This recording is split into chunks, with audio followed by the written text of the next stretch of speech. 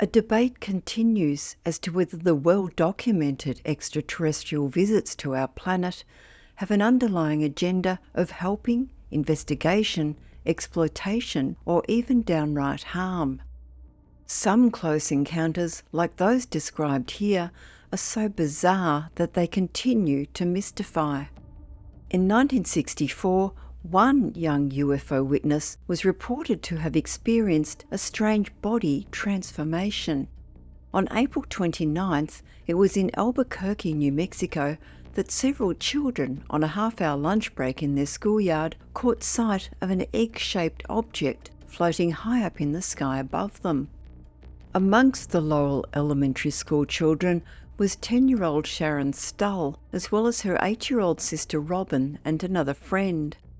Sharon later said that no one else seemed to be paying much attention.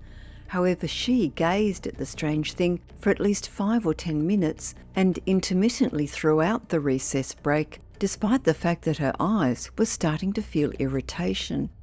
The weird object stayed stationary in that position for the whole time, although according to one report, it bounced up and down about 3 times in the sky before finally departing.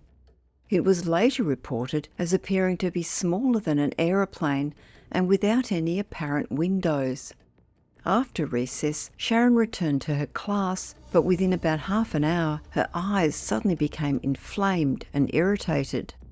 The girl requested permission to leave the classroom and rinsed out her reddened eyes, but her symptoms seemed to worsen, with her face feeling like it was burning. Her teacher then sent her to see the school doctor, who, after a quick check, immediately notified Sharon's mother. Mrs. Stull rushed to the school, then conveyed her daughter to the local Bataan hospital. By then, Sharon's face had become puffy and discoloured to a concerning blue-red tone. The girl's injuries were assessed as severe, and the doctor diagnosed her with membrane inflammation in both eyes and first-degree burns underneath each eye and on the nose. While the medicos were able to treat her injuries, they were unable to explain the source of the symptoms, perhaps listening with some scepticism to Sharon's description of the UFO sighting. They informed her mother that normal sun exposure, even at the brightest time of day, would not have caused the burns and inflammation to her eyes and skin, particularly given that her exposure was so short. Sharon's mother was instructed to keep her blinds drawn to protect her daughter's inflamed eyes and eyelids from any light. Parts of the girl's face and nose appeared puffy and red, while she continued to complain of burning pains. The incident was publicised and drew an official response from Police Chief A.B. Martinez, who put out an unprecedented warning to Albuquerque residents. He cautioned them to stay away from any strange, unidentified objects. While not revealing his own views on the phenomenon, Chief Martinez stipulated that UFOs should be treated with respect and caution. After receiving treatment for her injuries, Sharon Stull was provided with dark glasses to wear while her eyes were healing. For a long time after the sighting, she could manage to read only a few paragraphs before her eyes became painful. However, while eye irritation is amongst the most common physiological effects that result from a UFO encounter, what happened next was virtually unheard of. 4 months after the sighting, the Albuquerque Tribune reported with a follow-up article on Sharon's case. Astonishingly, Sharon's mother disclosed that her daughter had grown 5.5 inches and gained 25 pounds in just the 4 weeks following her sighting of the UFO. At the time of the sighting, Sharon had measured around 4 foot 8 inches and weighed 85 pounds. She now measured 5 feet 2 inches tall and weighed 110 pounds and was still growing. Mrs. Stull told the reporters that only a short time ago, Sharon had been a child who enjoyed playing with dolls and cutouts. She had dramatically and suddenly morphed into a mature grown-up. who was cooking meals by herself, cleaning the house, and taking care of her younger siblings.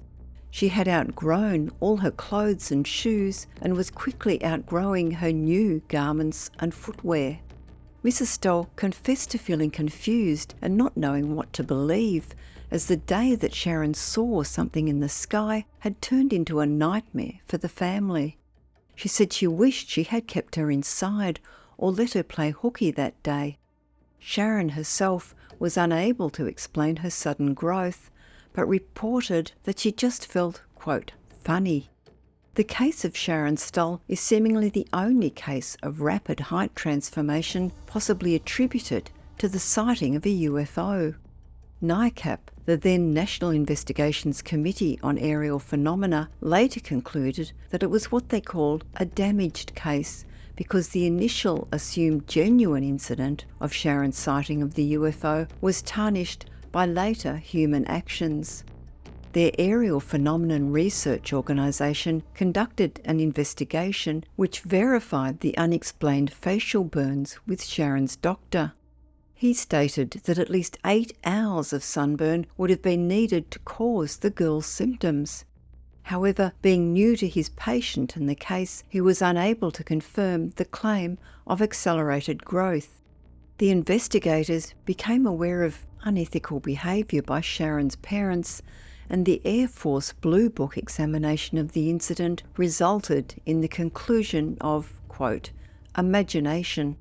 However, another strange incident took place in the late 1990s wherein 4 witnesses lost both time and height.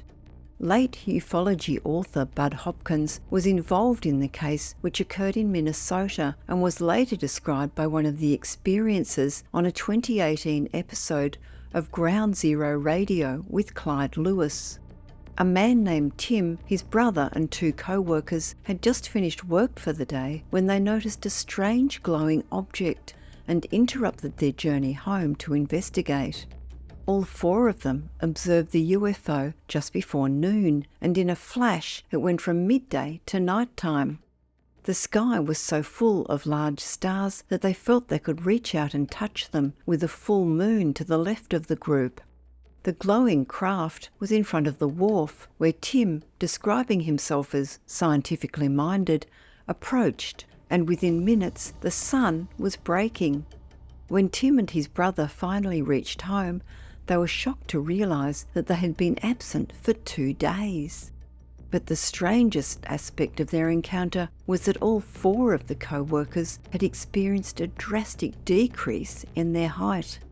Then aged 18, when Tim had left for work, he had been 5'11". He was now 5'9". His brother and 2 co-workers were reduced not just in height, but in all body dimensions. The 4 young people were measured at the local hospital, with all families in shock at their diminished statures. Tim's co-worker Wally he described as already a small person, and his family simply left town. Tim told the interviewer that Wally's family had just finished building their dream home, but was so devastated by the incident and Wally's changed appearance that they all immediately moved to another part of the country.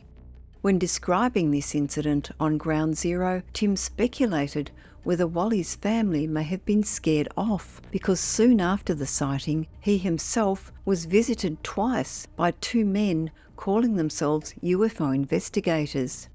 He recalled one of them stating, "We know more about you than you know about yourself," a comment he found chilling at the time. Bud Hopkins established the non-profit Intruders Foundation in 1989 to support UFO abductees who have experienced missing time and other physical and psychological effects of alien encounters. The foundation is now inactive, but reflected his view that our extraterrestrial visitors are either incapable of understanding the psychological trauma of their encounters with humans, or simply a callous, uncaring and amoral race intent solely upon pursuing its own scientific agenda at whatever cost to us. Having experienced a UFO sighting himself as a young man, Hopkins went on to receive many accounts of the experiences of other witnesses, particularly abductees. He extrapolated behavioural patterns from these letters, which led him to identify common emotional responses to these occurrences.